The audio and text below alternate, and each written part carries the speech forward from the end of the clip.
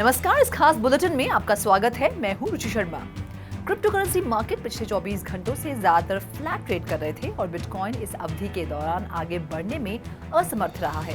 हालांकि ये $27,000 के प्रयास के लिए एक कदम और तैयारी भी हो सकती है।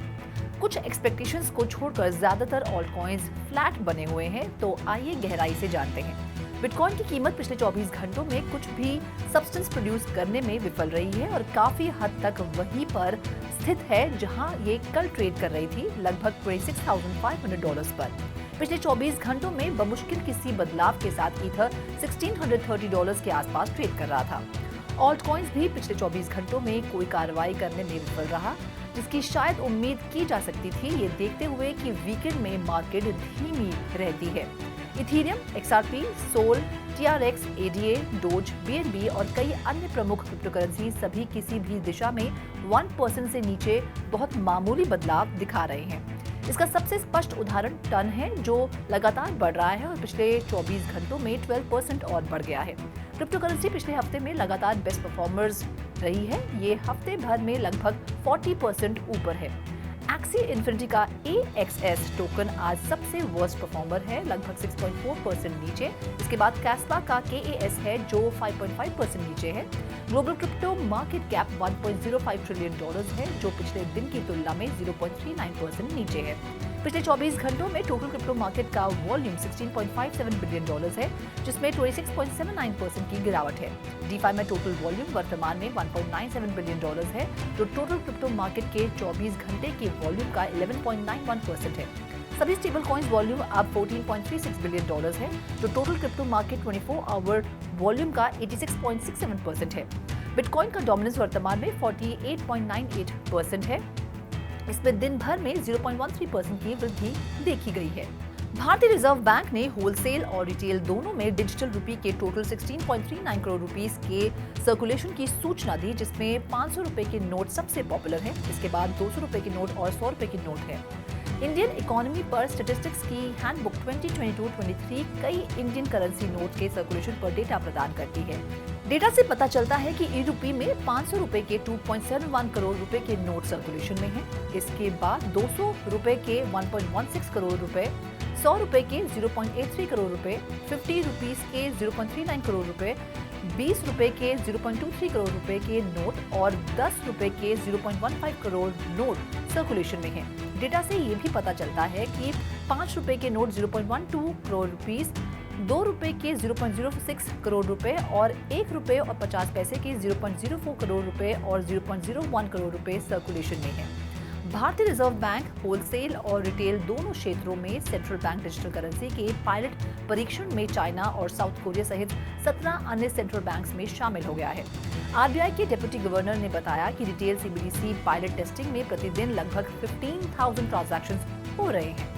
भारतीय बैंक प्रतिदिन 15,000 retail central bank digital currency transactions का अनुभव कर रहे हैं। भारतीय रिजर्व बैंक का लक्ष्य करंट ईयर के अंत तक इसे बढ़ाकर 1 मिलियन तक पहुंचाना है।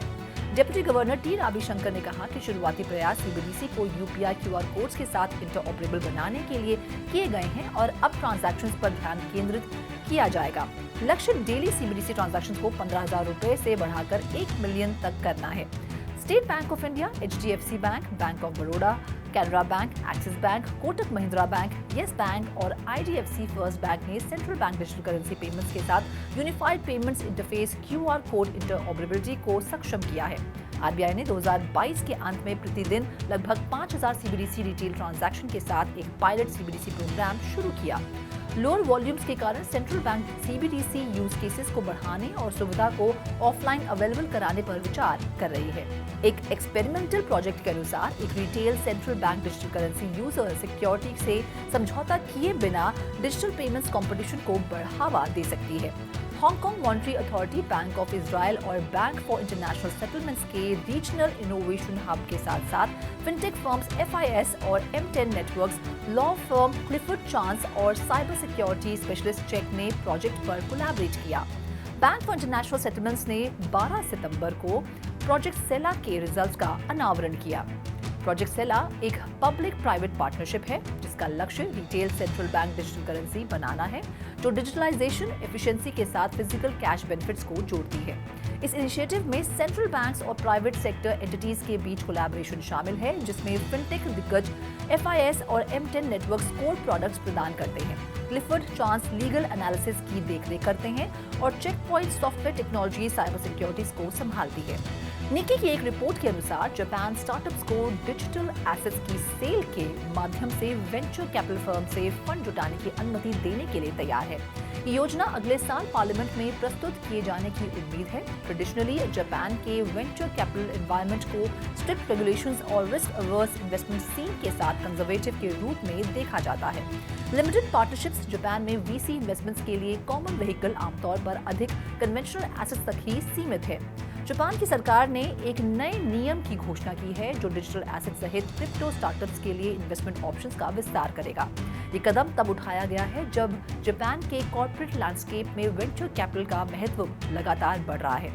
एवरेज फंडिंग साइज 2022 में $65 मिलियन से 390% से अधिक बढ़कर $321 मिलियन हो गया है। ये कदम जापानी सरकार की अपनी ह्यूमन कैपिटल और मनी को केंद्रित करने के लिए स्टार्टअप और अन्य क्षेत्रों में और अधिक इन्वेस्टमेंट को प्रोत्साहित करने की प्रतिज्ञा का अनुसरण करता है। मैजिक ईडन एक non fungible token marketplace digital collectibles के स्वामित्व के लिए कॉस्ट इफेक्टिव और स्केलेबल ऑल्टरनेटिव प्रदान करने के लिए सोलाना के कंप्रेस्ड NFTs के साथ पार्टनरशिप कर रहा है। सोलाना NFTs के अलावा CNFTs को कंप्रेस किया जाता है और ऑफ चेन स्टोर किया जाता है, जिससे बड़ी प्रोडक्शन क्वांटिटीज अधिक फीजिबल हो जाती है और कम मिंटिंग फीस की आवश्यकता होती है। इस प्रकार के NFT गेमिंग, म्यूजिक, इवेंट्स और मेटावर्स जैसे इंडस्ट्रीज में मास प्रोड्यूस कलेक्शन के लिए आइडियल हैं।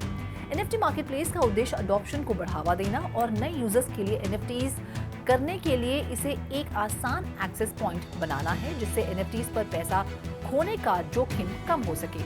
सोलाना की स्टेट कंप्रेशन द्वारा संचालित CNFT सिर्फ $110 के लिए 1 मिलियन NFTs तक की मिंटिंग में सक्षम रखता है, जो इथेरियम की $2.9 की कॉस्ट से काफी कम है और $30 पर NFT से अधिक है। हालांकि NFTs को ऑफ चेन होस्ट करना भी चुनौतियां पेश कर सकता है। 2022 में Web2 API इशू के कारण FTX के NFTs टूट गए, जिससे बेहतर होस्टिंग प्रैक्टिसेस की आवश्यकता पर प्रकाश पड़ा। ये इशू Web2 टेक्नोलॉजी का उपयोग करके NFTs की मेजबानी की चुनौतियों से सीखने की आवश्यकता पर प्रकाश डालता है। अमेरिकन इन्वेस्टर और NBA डैलस मैवरिक के ओनर मार्क क्यूबन ने अरखम इंटेलिजेंस की आर्टिफिशियल इंटेलिजेंस प्लेटफॉर्म का उपयोग करके अपने चोरी हुए वॉलेट से 3.049 मिलियन USDC को सक्सेसफुली रिकवर कर लिया है। चाइनीज क्रिप्टो रिपोर्टर कॉलिन वू के मुताबिक रिकवर्ड USDC को कॉइनबेस एक्सचेंज के एक एड्रेस पर ट्रांसफर कर दिया गया था। वू के मुताबिक 160 दिनों तक इनएक्टिव रहने के बाद क्यूबन का वॉलेट चोरी हो गया। उन्होंने ये भी कहा कि वॉलेट में 175,000 USDC, 4.34,000 USDC, 4.86,000 USDT, 7.04 के रेरी, 12.36 के मैटिक, 338.21 sticked ETH, 5.29 ETH, 8.247 wrapped ETH, 697.48 thousand rare, 16.67 thousand bit, 5.29 GOHM और 10,000 ऑडियो शामिल हैं। क्यूबन की रिकवरी के बावजूद वॉलेट को हैकर या हैकर्स के ग्रुप को लगभग $870,000 का नुकसान हुआ। एक इंडिपेंडेंट ब्लॉकचेन स्लूथ वॉल्स ने लंबे समय तक निष्क्रिय रहने के बाद वॉलेट पर एक अनयूजुअल बिहेवियर को डिस्कवर किया। यूजर ने रीसेंट ऑन चेन एक्टिविटीज का एक स्क्रीनशॉट साझा किया और पूछा कि क्या वॉलेट अभी ड्रेन हुआ है। क्यूबन ने महीनों की इनएक्टिविटी के बाद मेटामास्क में लॉग इन करने के बाद हैक की पुष्टि की। क्यूबन ने सुझाव दिया कि हैकर्स लंबे समय से वॉलेट पर नजर रखे हुए थे। एक्स ऐप पर एक क्रिप्टो यूजर क्रिप्टोमॉम ने अनुमान लगाया कि क्यूबन ने अपने मेटामास्क वॉलेट से कुछ ऐसे साइन किए होंगे जो उन्हें नहीं करने चाहिए थे। उसने सवाल किया कि उसने हॉट वॉलेट में इतनी महत्वपूर्ण मात्रा में क्रिप्टो क्यों रखे। एक अन्य एक्स ऐप यूजर जूनियर ने पुष्टि की कि क्यूबन की प्राइवेट की से छेड़छाड़ की गई थी, जैसा कि एथस्कैन पर डायरेक्ट ट्रांसफर से संकेत मिलता है।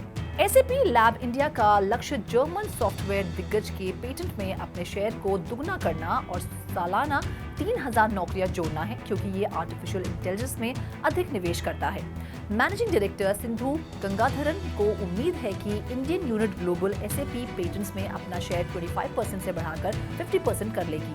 कंपनी 2024 तक अपने एआई टैलेंट बेस को दोगुना करने की योजना बना रही है और उम्मीद है कि उभरती तकनीक नौकरी की वृद्धि में बाधा बन सकती है। इस डर से निपटने के लिए सालाना 3000 नई हायर्स होंगी। 15,000 से अधिक लोगों को रोजगार देने वाली एसएपी लैब इंडिया, थर्मैक्स और डाबर इंडिया जैसे क्लाइंट्स की बदलती जरूरतों को बेहतर ढंग से पूरा करने के लिए अपने प्रोडक्ट्स में जनरेटिव एआई को एकीकृत करने की योजना बना रही है। एसएपी भारत में अपनी इन्वेस्टमेंट बढ़ा रहा है, जो देश के सबसे तेजी से बढ़ते क्षेत्र के रूप में उसकी ग्लोबल R&D एक्टिविटी का 40% हिस्सा है। माइक्रोसॉफ्ट समर्थित ओपनएआई के जनरेटिव एआई चैटबॉट चैटजीपीटी की सफलता के बाद दुनिया भर की कंपनियां एआई इन्वेस्टमेंट्स में आगे बढ़ी है। गंगाधरन, जो एआई रेगुलेशन का जिक्र कर रहे हैं, जून में चैटजीपीटी क्रिएटर सैम ऑल्टमैन की सेल्फ रेगुलेशन के आह्वान के बाद एंड यूजर के लिए फ्लेक्सिबिलिटी के साथ बड़ी मात्रा में रिस्पॉन्सिबिलिटी बैरियर का सुझाव देते हैं और सेल्फ रेगुलेशन का आह्वान करते हैं। Artificial intelligence data solution provider iMerit के अनुसार एंगो हब एक end-to-end enterprise grade technology platform है, जिसे एआई टीम्स के लिए डेटा एनोटेशन टूल का एक फुल सूट देने के लिए विकसित किया गया है। बिजनेस का दावा है कि iMerit का एंगो हब नए ऐप लॉन्च करेगा जो विशेष रूप से एक जनरेटिव एआई फ्रेमवर्क के लिए डिजाइन किए गए हैं और मेडिकल एआई, ऑटोनमस ट्रांसपोर्टेशन और प्रिसीशन एग्रीकल्चर सहित महत्वपूर्ण वर्टिकल एरियाज में विकास को गति देने के लिए तैयार किए गए हैं। एंगो हब एक एंटरप्राइज ग्रेड टेक्नोलॉजी प्लेटफॉर्म है, जिसे एआई टीम्स के लिए डेटा एनोटेशन टूल प्रदान करने के लिए डिजाइन किया गया है। ये ऑटोमेशन, एनोटेशन टूल्स और एनालिटिक्स को एक ही प्लेटफॉर्म से जोड़ता है, जिससे डेवलपर्स को एआई को प्रोडक्शन में बढ़ाने के लिए मजबूत डेटा बनाने की अनुमति मिलती है। प्लेटफॉर्म टीम्स को मार्केट में समय बढ़ाने और एआई प्रोजेक्ट्स में सटीकता के लिए इंडस्ट्री स्पेसिफिक डेटा सेट्स बनाने में सक्षम बनाता है।